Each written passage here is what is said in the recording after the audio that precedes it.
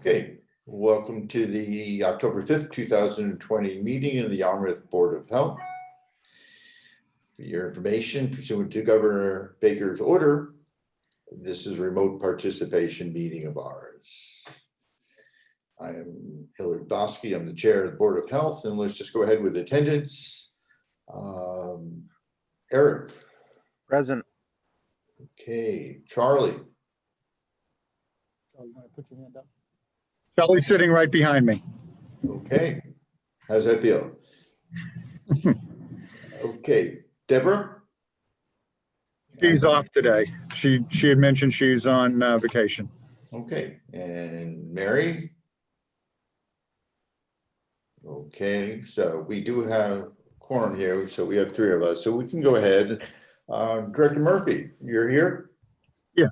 Very much so, good. So first item as usual on the agenda is the public comment.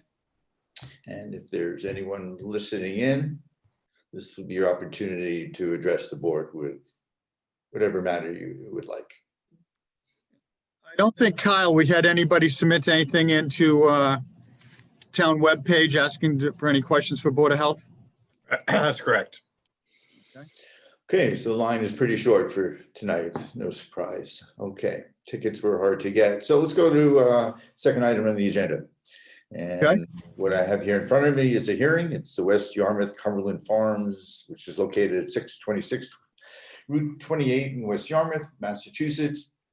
And it appears that the item here is sale of flavored tobacco violation. And this goes way back. This is February 23rd, 2017, and the issue is a 7-day suspension. The case went all the way up to, I guess, the state superior court, and according to the agenda here, it was affirmed decision, I guess, by the court of our decision, meaning the Board of Health decision. So, Bruce, this goes back 3 years. Maybe just can give us a quick summary, and if the town council is here, you could perhaps introduce him or her. Okay. Thank you. okay, very good. I'll give a brief summary before introducing our town attorney, Mr. Kinneflick. As you're right, this does go back to a sale of violation back into an inspection back in February of 17, where 3 cigars were found to be a flavored tobacco in violation of the Board of Health regulation of July of 14. Board of Health had, I know the board's familiar with it, but the Board of Health had a couple hearings with Cumberland Farms that were continued back. The board moved ahead with determination that it was determined flavored, issued a fine and suspension. A restraining order was issued in July of 17 by Cumberland Farms, where it went to Superior Court in the Barnstable County, which upheld the Board of Health decision, then which it was then appealed to the state court. The one since that time, as was going through, 2 of the flavors were determined not to be flavored by the Mass Health Board. But 1 flavor, black and mild jazz, was still a flavored. After the court decision, you see the judgment before you, upholding the 1-week suspension of the store's permit was affirmed August 5th of this year. Due to some earlier pressing matters of COVID tracing and so forth, and limited Board of Health meetings, it was determined that this would be the meeting that the board would hear and discuss the suspension.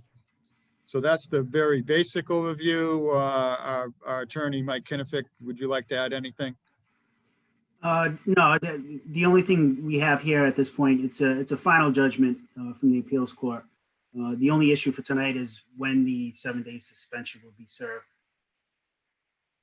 Very good. And I did ask, I know Cumberland Farms attorney is here, and I had asked him to be prepared of what a possible date that they would be able to serve it in August.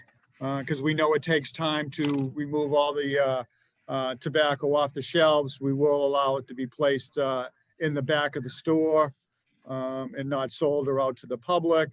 We know that takes time to do, and they also have to probably stop shipments. So we know it takes some time. They did, as I put in the packet, they recommended starting next week. They could go for a week as a possible date for the board to consider. So with that, I'll throw it over to Cumberland Farms attorney. Yeah, real briefly, I think you summarized it perfectly. I spoke with town council last week, and we were requested to provide dates because of the ability to store to remove and store the products on site. We're able to basically proceed with the suspension starting October 12th through Sunday, October 18th, and we respectfully request that be the date for suspension, and looking to do it as soon as we possibly can as well. I did want to thank the board for putting me first on the agenda, as I do have another Zoom meeting later tonight. And I did want to say thank you for doing that. No problem. No problem. Thank you for coming in. So, board members, any questions, comments? Our responsibility here is really just to make a motion essentially and to second it, and that would have to do with the dates of the suspension, unless there are any other issues for discussion. So, board members, what's on your mind? Well, this was sort of prior to my time on the board, but I don't see any reason to not grant the requested date for the license suspension. Okay, why don't you just attach a couple dates? We'll call that a motion. Let's see. We said was it the 8th The through 12th, October 12th through the 18th. 12th through the 18th. So I move that the Yarmouth Board of Health grant the date request for license suspension from October 12th through 18th at the South Yarmouth Cumberland Farms on Route 28. West Yarmouth. West Yarmouth, excuse me. I don't have the address in front of me. Okay, 626. got it. Okay. We need a second for that motion. Anyone second it? Go for it, Charlie. You hear this?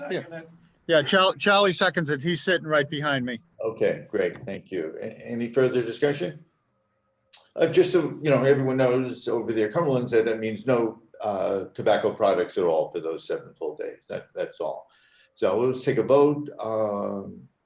Eric, favor, against? In favor. Favor. Charlie? And Okay. And I'll vote yes as well. So that's unanimous votes. And so we'll move ahead. Looks like Mary is signed in and she's chatting. She says she's in favor as well. Okay.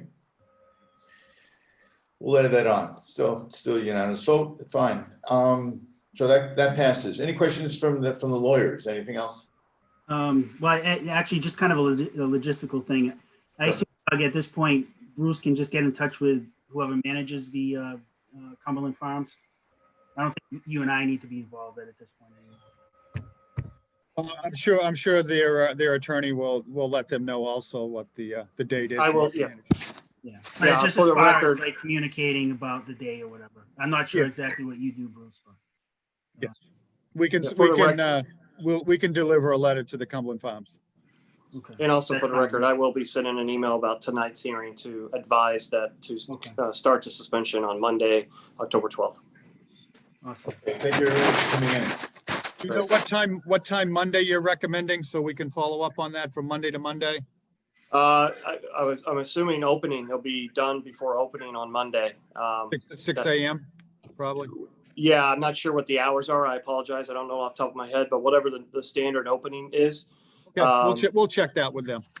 Okay, I apologize. I don't Before know we off put the top in, of we'll my put head. in the letter. That's fine. Great. Okay. Thank you very much. I appreciate it again. Thank you very Have a much. good You night. guys have a good night. Okay, take care. All right. Mary, welcome. Thank you. Sorry I'm late. Not a problem. Not a problem. Okay. we have an update on coronavirus. Looks like we have some statistics, some graphs, some charts to show here. Oh, that was quick. That's great. Thank you. Director Murphy. Okay, as part of our usual Board of Health update, where we sit with the coronavirus, I believe we're at 147. And as we can see that we're recovered very well. We are starting to see a little spike right now, but most everybody has recovered from the earlier spike back in end of April into May.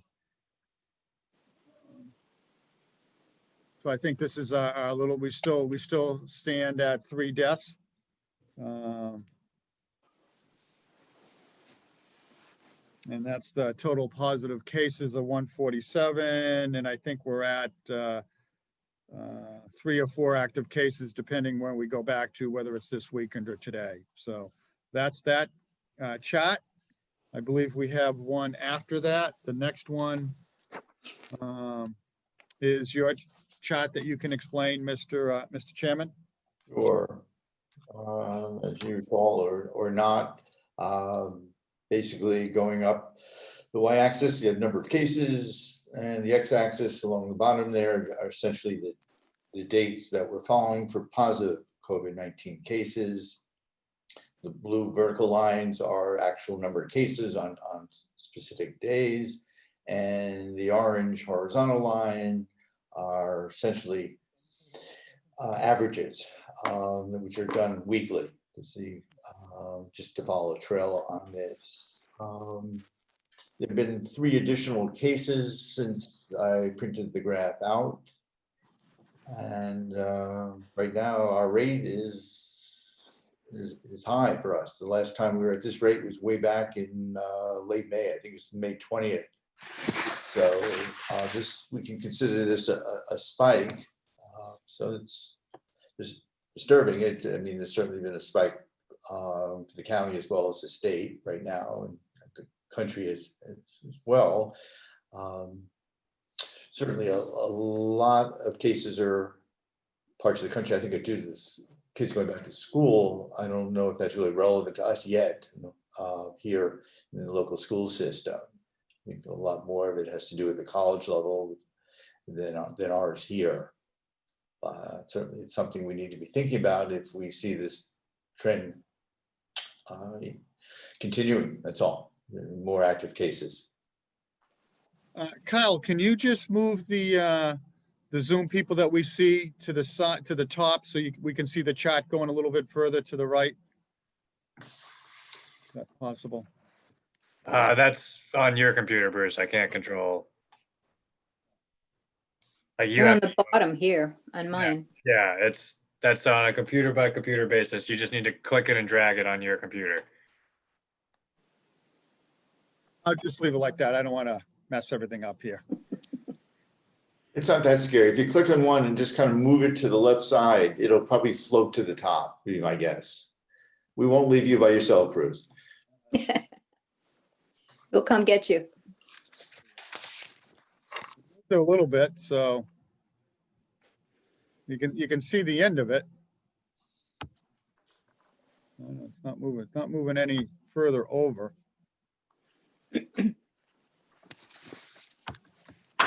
There you go. Well, at least we can see the end, that it's kind of increased a little bit. So I think that's what you were talking about, Mr. Chairman. Yeah. Okay. We can go to the next chat. Bruce, before we go there, I mean, anything about where we're finding the cases, whether? I think we'll pick that up on one of the upcoming chats. Oh, great.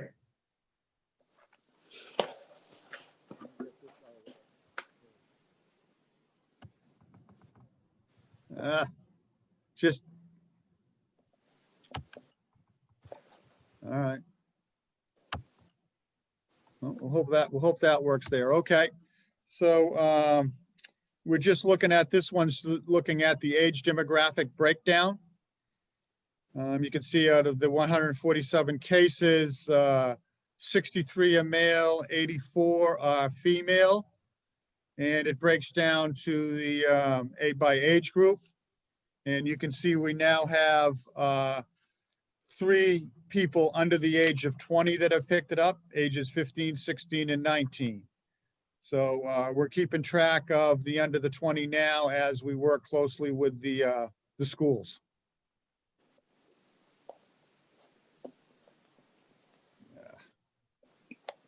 Well, let me see if I can get this up. This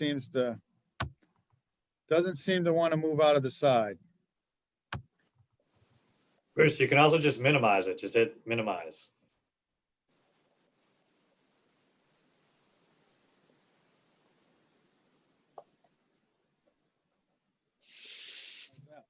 All right. So this just shows we've now moved, the town of Yarmouth now has moved from the low white state category when the state looks at it from town by town, because we've had, as they look at the number of cases over the last 14 days, that we had over 5 cases, which brings us up to the next color. So we've gone up from white to green, but you can see this was based on the total count of 141, which comes out on Wednesdays, which is when the state does their posting. So what I think is interesting in this chart that you can see, Yarmouth right here has had a total tested cases of 7,889. And we're just kind of comparing it to Dennis because of the DY school and neighboring town. And they're only at 4,000. So we've almost tested twice as many.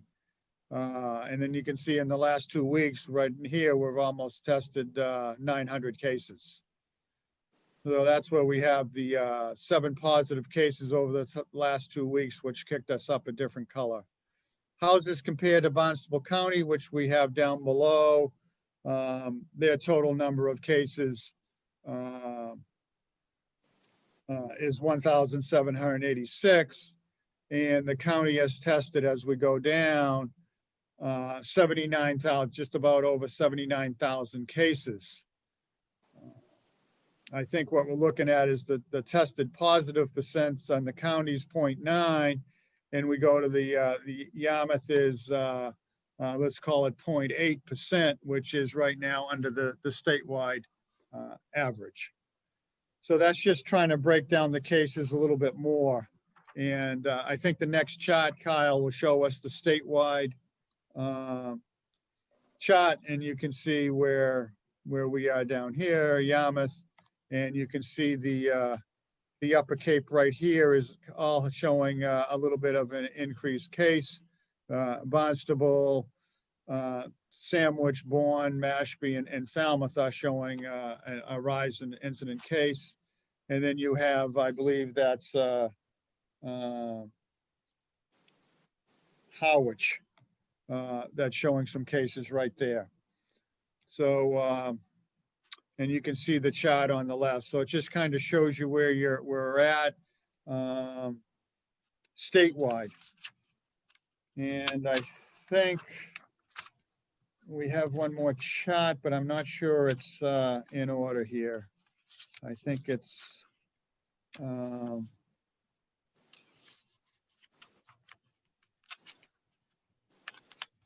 me just take a look.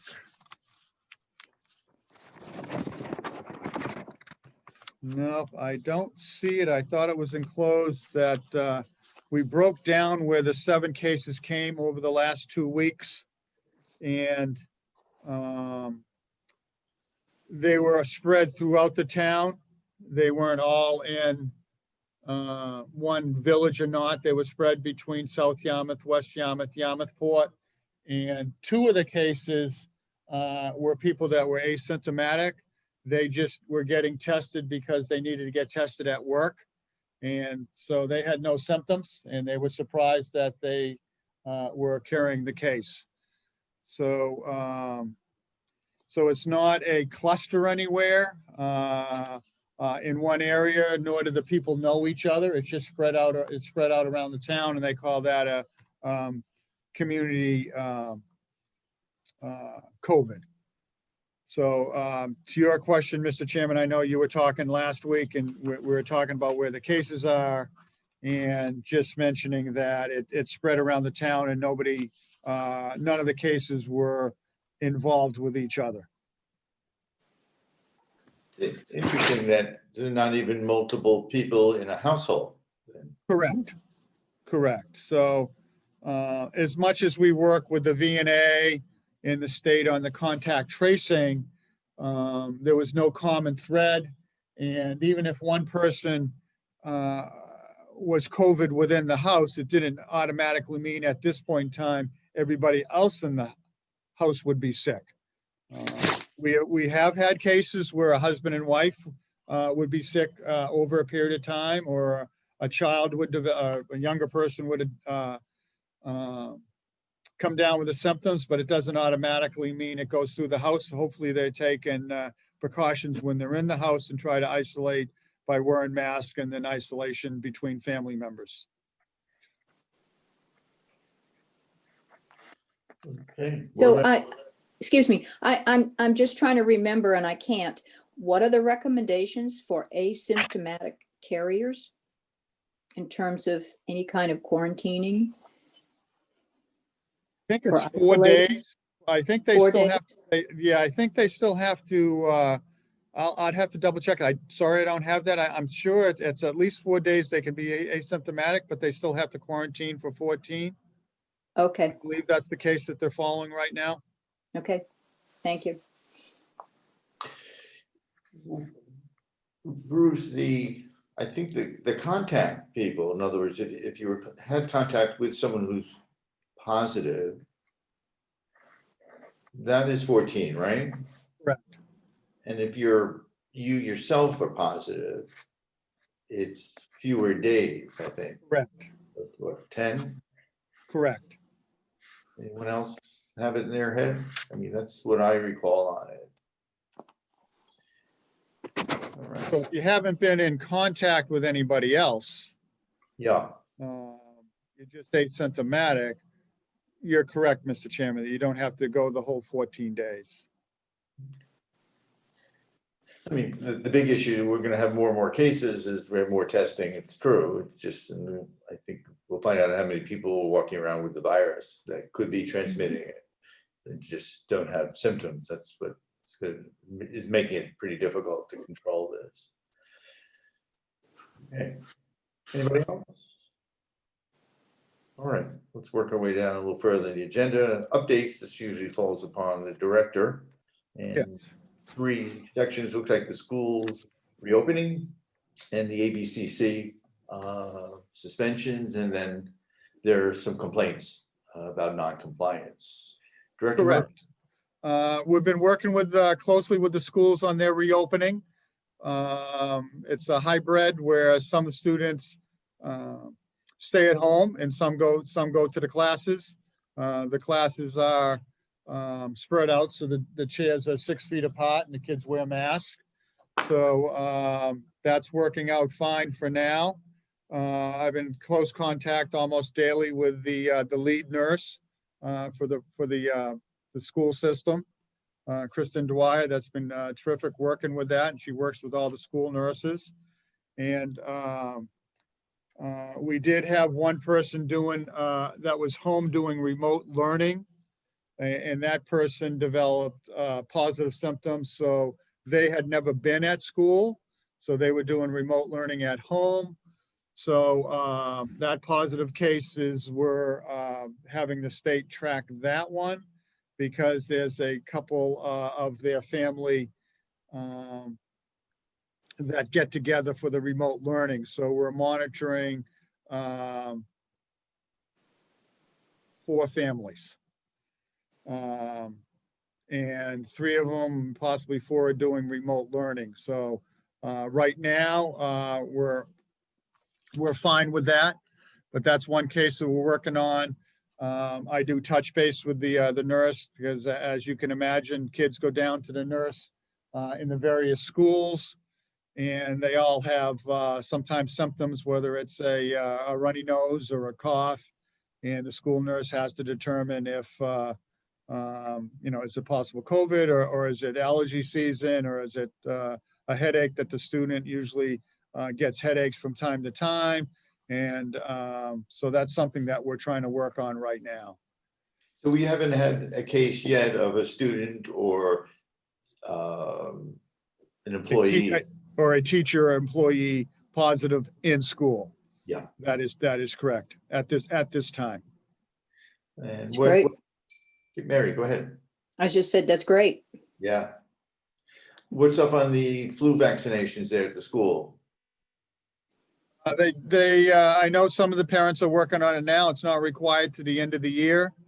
So the notice has gone out to the parents, and that's something the administration and school nurse are working on with the parents and the students. Okay, thank you. Anyone have any questions? The school system? So we're in frequently, almost daily contact with the school nurse. So if it's not daily, it's at least every other day that we just touch base to see how things are going, if we have any questions back and forth. So there's good communications right there, level of communications. Great, thank you. Director Murphy, we're on to state alcohol violations. Yes, the Alcoholic Beverage Commission found violations of serving alcohol and COVID violations to two locations, one being Tavern 731 on Route 28. And the ABCC issued indefinite suspensions to them, dated by the letter that you see right there, September 24th. Tavern 731 has been closed probably for the last 5 weeks due to staffing. They haven't had anybody to staff the bar or kitchen, so they've been closed for that period of time. We have talked to the owner of the building, and right now they're not expecting at this time to open it up. They did have a small outside area in front and back of the building for outside eating and dining, but since they haven't been open and the weather's changing, they're not expecting to open that again. The second violation that you have there is the Moose Lodge at 227 Loyal Moose Lodge at 769 Route 28. Again, that was an Alcoholic Beverage Commission violation. And it goes back, they held a hearing in Boston. They issued a letter of September 24th of indefinite suspension. At that time, they found violations of people going to the bar where they're not supposed to be going to the bar for drinks, people not wearing masks, and no food available to the public. So state ABCC issued the order that you see there of indefinite suspension of the 24th. I understand today, by the end of the day today, I just learned that the Moose received a letter approval to reopen from ABCC. ABCC has reviewed their COVID safety plan. So they were opened, I believe they received that Friday, and they were able to open up on Friday and over the weekend. However, as of this date, that information hasn't been provided to us, the safety plan. So that's something that we have to follow up on, where that plan was sent. So we do have a letter that was sent to the town selectman's office that they've been granted the permission to open, but we were not copied in that communication from the state. So that's something that we'll have to take a look at and then follow up on their safety plan, which we'll do tomorrow. Usually the Moose has just basically been open weekends, but we'll reach out to them to take a look at their plan tomorrow. Well, you're talking about safety. So are you speaking about the workplace safety standards that were not met? Correct. We'll want to make sure what their work plan includes. And I'm sure what they'll say is that I did go by the Moose today, And they do have two signs when you go in that masks must be worn at all times. And people must be in their seats and they must order food. So obviously they've taken some required steps of posting, and we'll discuss that with the management this week. What does the select board have to say about it? I mean, I haven't heard, I don't know if they must have acknowledged it because the bar is open, so I'm not sure what position the selectmen have taken. I guess the restaurant is open, right? Restaurant and bar are both open. But you need to order food in order to drink, period. That is correct. Okay. All right. I didn't look at the agenda for the select board. I don't know if it's on their agenda for tomorrow night or not. So we'll see. I have not looked either, Mr. Chairman. Okay. Board members, any questions about that? Nope. Okay. Director Murphy, then, Status of complaints. yeah, what's up? Have not had any complaints on the beaches of the boardwalk the last 2 weeks or 10 days. So everything's quiet on the beaches for now. We do have a complaints on Homer's Park. It seems like on weekends, there's a lot of people gathering, playing soccer there. Not social distancing afterwards, whether they're just, seems to be a big gathering there by the soccer area. People complaining that it's difficult to park and walk around the area. I know we've had other complaints from time to time on the basketball area also, that, you know, the nets are back up and people are playing basketball there and not social distancing also. So that will have to be an area that we look at. We've had a couple complaints on, at least one particular one on a large family gathering. We had a complaint come in that there was a considerable number of cars around one particular resident. It sounded like a large party, nobody wearing masks, so it came in on a weekend. So I just relayed that to the police. They did drive by, talk to the people, but by the time it came to me, to the police, that they got there was probably a couple hours from when the person originally called it in. The party had dispersed a little bit and they understood that it needed to be careful on the gathering. What's the status of the of signage, for instance, at the parks? I would have to look. The signage was there that appropriate social distances and masks are required. It was one sign. We'll need to look at, make sure that's still current. I am looking into trying to get an electronic signboard that we can put at different locations in town to remind people to social gathering, wash their hands and wear a mask, and some other signs, sayings that we might want to put up. And I'm thinking location wise, we could put one up at possibly at Homer's Park at a period of time and then relocate it to 28 or 6A, kind of rotate it around. The signboards that we had this summer, 2 or 3 of them were on loan from the county health department that have, the county that's taken them back. And one was, I believe, the police or fire department that they use. So I'm looking to purchase one with the state federal COVID money that we have available that will be solely be able to use for the health department and different educational areas that we could put it if we have a particular issues. So hopefully we're working on that, and I'm hoping to get something by, I'm hoping by the end of the month, the latest. We're in process of talking to a rental company now for a rental buy. We've been communications with Barnstable, that you see some that are going through Barnstable Main Street and Yarmouth going into Barnstable. So we're looking at that. And we do have the electronic signs up on at the rec center on 28, but it's not designated strictly COVID. It goes into other messages also. So where we can have one that's more designated, I think will be more helpful for the community education.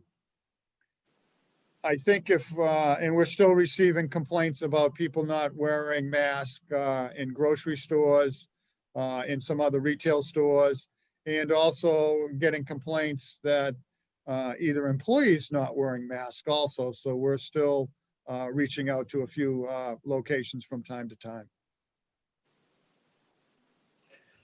That's disappointing. As for the sports at the parks, are these pickup games or are these organized sports leagues? Pickup. Okay. Nothing, there's no organized that I'm aware of up at Homer's Park. I know at times they used to rent out that field to other schools, but the complaint we had over the weekend was a pickup games. Okay. So obviously, if our COVID cases keep increasing, we'll need to look at, are there any other additional steps that the town or Board of Health would need to take?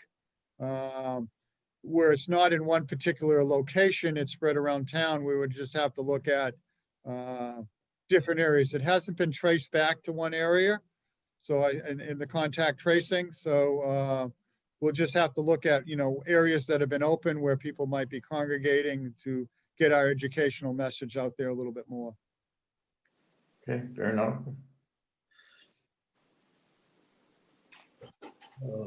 Fifth item here is an update on new state COVID daily averages.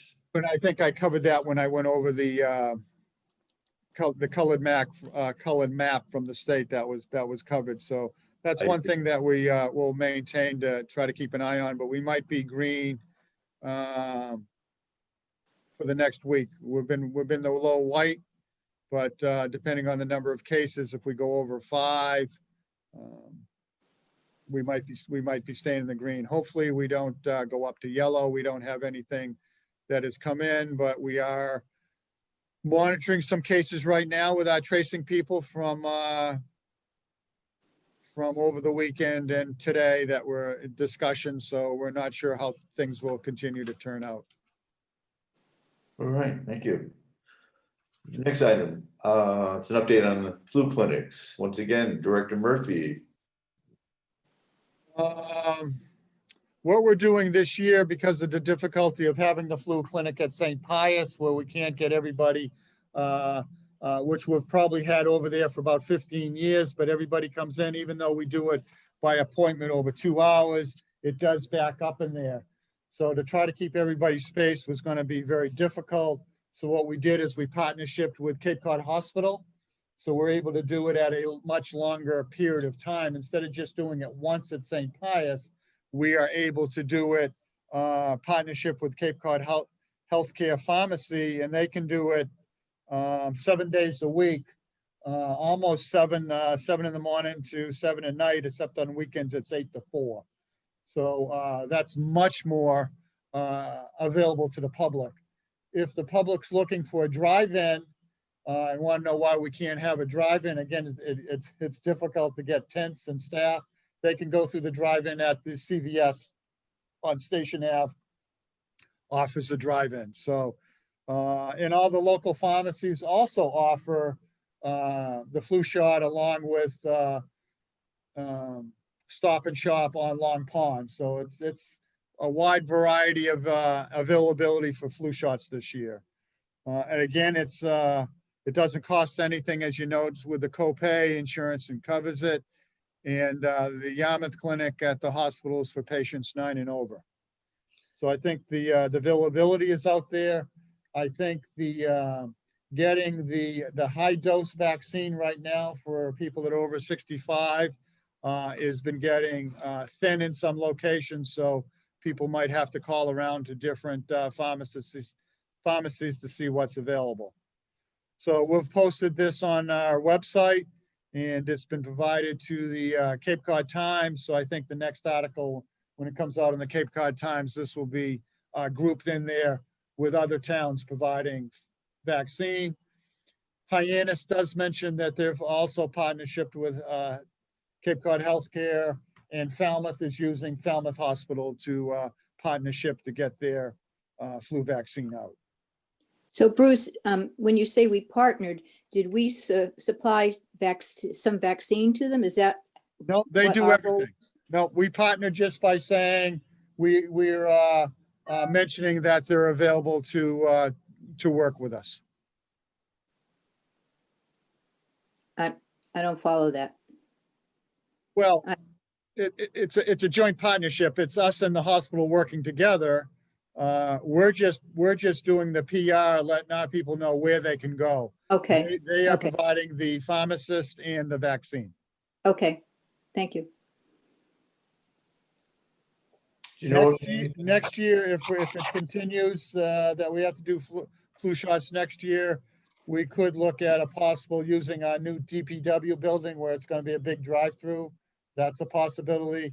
Orleans is using the DPW building in Orleans. Last Saturday, there was a county drive-through that people wanted to go through the county at the Route 6A complex. I don't have the statistics of how many Yarmouth people went through. I think there was about 600 people that went through. And they're trying to break those stats down now to see how many came from each town. So that's the plan for the flu clinic this year. Okay. When in doubt, call, make an appointment, that's for sure, most of these places. Any new or old business, Director Murphy, anything? Pardon? Any new or old business? Well, we got a couple things just before that, Mr. Chairman. Yes, I can go to new and old business. The governor is starting phase 3, step 2. I think what you have in your packet there. They've increased the outdoor performance up to 250 people, that if you're in your car, so that we're aware of that. The retail fitting rooms are open. Gyms, museums, flight schools can increase their occupancy up at least 50%. Indoor gathering is still limited to 25. We're still trying to work with them on bowling alleys, that we have one in town, of what that gathering can be. If it's inside, be 20-25. We've asked, well, twice for the clarification from the state on that. So we're hoping to get more clarification, because you got the bowling league started now. And we're hoping that if you close like possibly every other lane, they should be able to get more lanes available to use. And it would seem like they should be able to have more than 25 people. So we've reached out to the state to try to get clarification so that they would be a little bit more easy for the bowling leagues. As we remember, they did open up the state did allow arcades to open up a couple weeks ago. So we got them open in the bowling alley. I've talked to them about making sure they're separating distances between the machines and people. And some of the motels that had some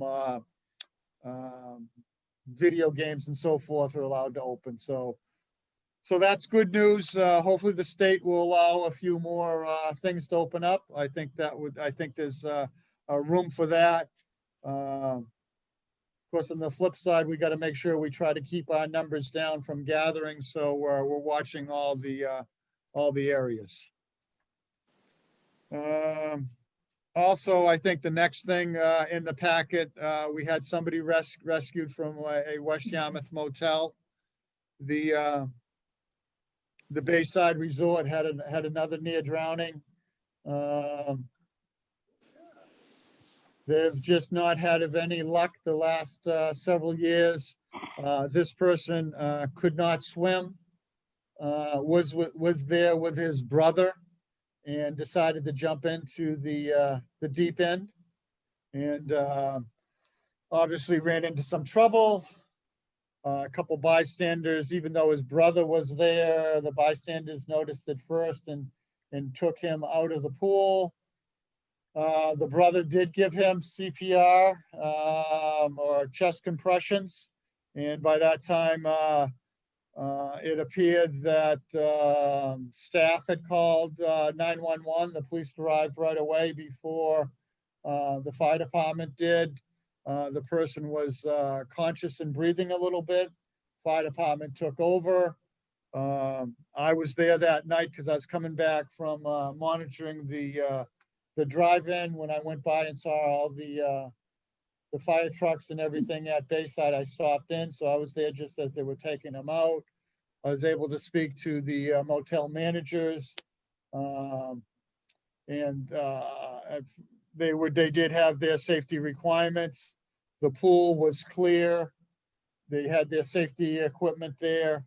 It was just one person that didn't know how to swim jumping in the pool. I did congratulate the brother for doing the CPR compressions and asked him, he must have had some type of training and did well, and congratulated him.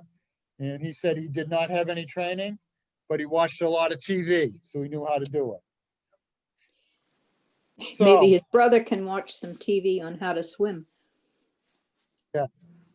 so I just wanted to pass that along. We have been in touch with hotel management.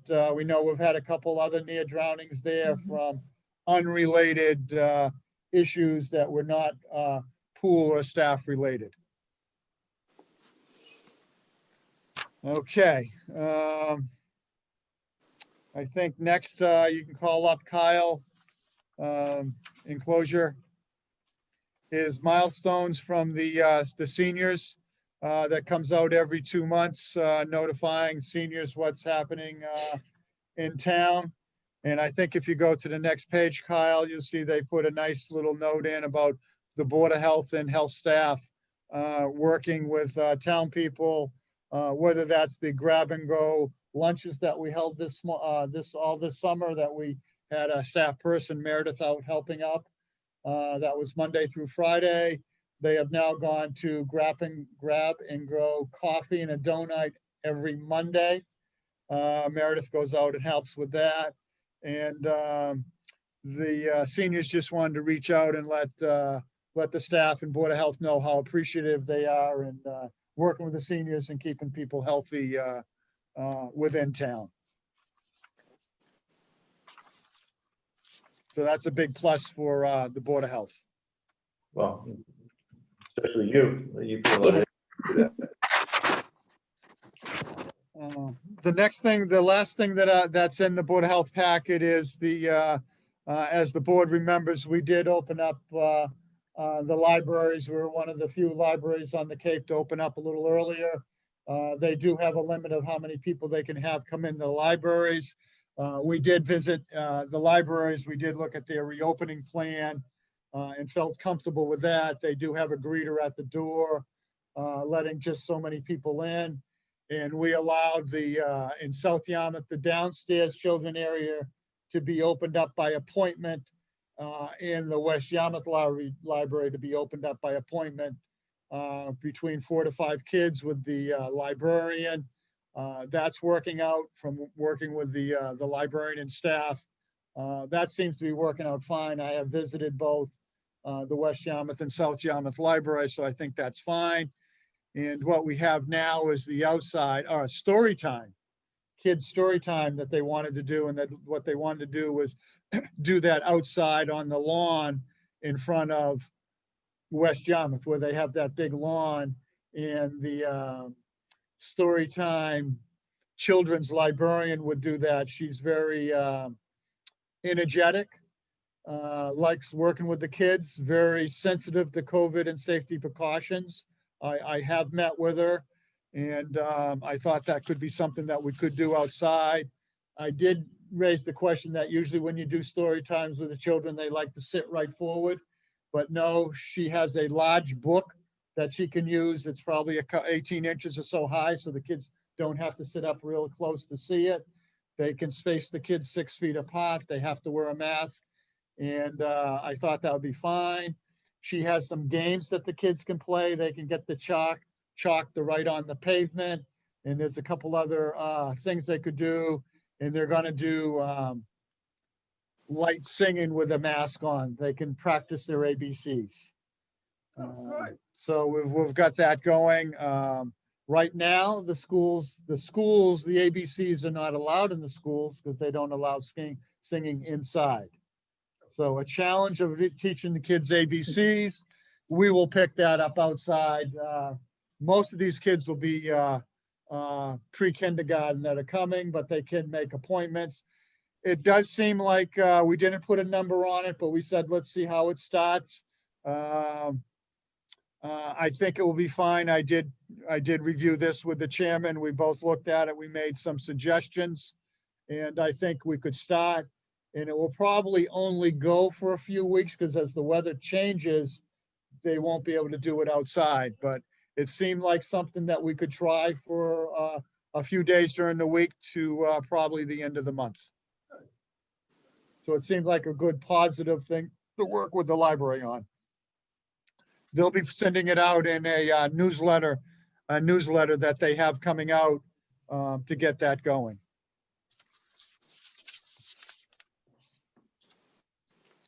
So that's that update, Mr. Chairman. Okay, thank you. I do have one last update under the business in general. I'm working with the Chamber of Commerce on a Halloween festival. They wanted to do something for the kids. Sometimes they have the churches or businesses have the trunk festival where you can bring your car and just visit the car. So what they're working with is on the drive-in. They've kind of working together partnership with the drive-in and the Chamber of Commerce to have an event at the drive-in where they can have up to 200 cars, stay in their pod area, wear their mask in their costume, and Chamber of Volunteers is working to provide candy. They would go to each of the cars with appropriate masks and gloves on and give candy to the kids. They're working on the drive-in people of working on having their cameras go so the kids don't have to get out of their car area or in front of their cars, and they can show them up on the screen so the kids can see different costumes so they can stay in their own area. They don't have to walk around.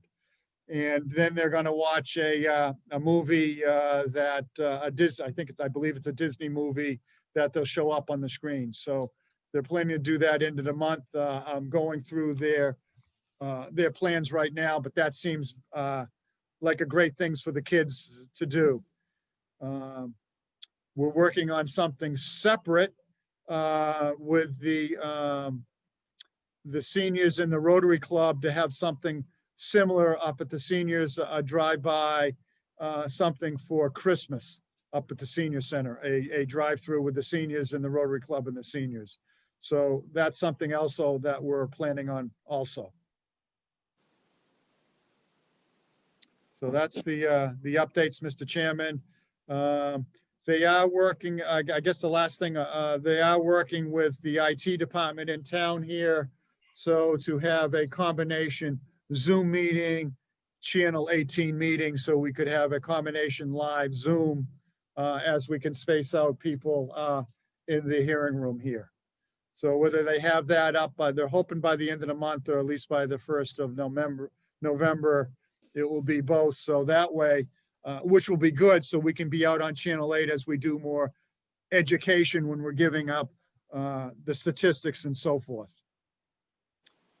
I'm hoping to do a robocall by the end of the week with the statistics to get it out to the public and do it before the long weekend comes out and tell everybody, still be safe on social gatherings, and before the three-day week to be safe over the long weekend.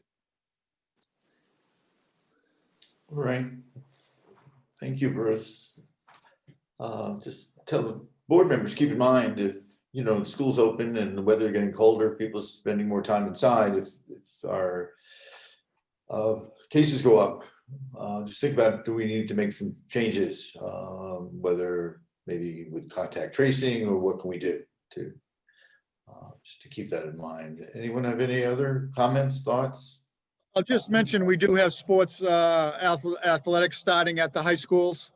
I've been talking to the high school. They've been having practice, but you'll see that they are wearing masks. I know, at least in field hockey, and it looked like soccer. So I mean, so I know they're doing safety precautions at the high school that I've been in touch with. What's the status of the football and basketball? That I haven't heard. I know that starts later. That's not starting right now. I know volleyball starts later also. But we'll be working with the schools on their safety plans. And I think that's one thing that, from talking to the school administration, the superintendent and vice and assistant superintendent and the high school principal, is relaying the message to the school students that they need to be safe and practice safety, because they need to be doing it so we don't get a positive, even though they're doing remote learning at home. They need to understand, if they go to school and play a sport, they're not going to get the sport infected, because they have to be concerned when all of a sudden 4 kids go into a car and they're going to practice. They should be practicing safety so we don't get a sport that has to be shut down. And I think that's one of the concerns for all the health agents in schools is making sure that message goes to the students. It's just not, oh, you're home from school, that you need to be safe so you don't bring it home to your parents, that they all of a sudden can't go to work because they're associated with somebody that's positive. So it's affecting, besides affecting themselves, it could affect their family and other students. So we're trying to keep that message out there. Thank you. Board members, anything? I'm just going to share my experience that I had recently. I've had a minor cold, but could have been COVID symptoms, you know. So I went to the urgent care run by Cape Cod Healthcare in Hyannis, and I was pretty impressed with how quickly, you know, the system that they had put in place to get people in and out. It was basically one person in at a time. A nurse came out and got you, took your vitals, and then you went back to your car and you waited, and you were contacted 3 separate times via phone to collect more information. And ultimately, they did a FaceTime call with one of the doctors on staff, and the doctor would determine whether or not you should be tested for COVID. So I got the test, and anyway, I just thought they did a really nice job. I was in and out of there within about an hour. And they said I would hear back today by the end of the business day if I was positive. I haven't heard anything, so that means negative, but I thought they had a really nice system in place. I was very impressed with how they handled the operation. You feeling better? Yeah, I felt pretty good today. I cleaned the gutters, so Wow. little vitamin D. I will mention, board members, that we're working on here a testing for, if needed, for our first responders, police and fire, because last week when we had somebody going for testing from one of our families that we're monitoring, they went to Carewell over in Dennis, and the wait was 4 to 5 hours. And so obviously when we get a first responder that we need to get in right away, we're working with Coastal Medical in Yarmouth to establish a protocol that we can get our first responders in very quickly, and they'll do direct billing to the town. So that's the program that Assistant Health Director Mallory's been working on, and we let the chiefs know last Friday, and we'll finalize that this week, that they'll be able to go to Coastal Medical to get tested that day or the next day. Because as Eric knows, that went very quick, but if they had to go to Carewell and Dennis, they could be waiting 4 to 5 hours, and we're trying to get something done as quick as we can. Well, part of the issue over there is they claim their turnaround time for the test results is faster. Otherwise, the first responders need to stay home till they get the result. They would have to stay home, and you know, they said we could go right to the station. We said no, we don't want anybody going to the station unless you tested it out in the the parking lot, or they will go to coastal facilities in Yarmouth to get tested. Yeah. They do have a drive-through test site now at the same CVS on Station Ave for COVID. People can go there to get tested, and that's pretty much by appointment also, depending what the line is. I know that's been busy. And that's outside, that's through their drive-through. Okay, thank you. In leaving, they need to make a motion here this evening. Is I move that we adjourn this meeting. there a second? Second. Thank you. Okay, any discussion? See, there's none. All in favor of adjourning, just raise your hand and say aye. There's 1, 2, Aye. 3. Okay, it's unanimous. That's it. We're adjourned. Thank you, everyone. Stay safe.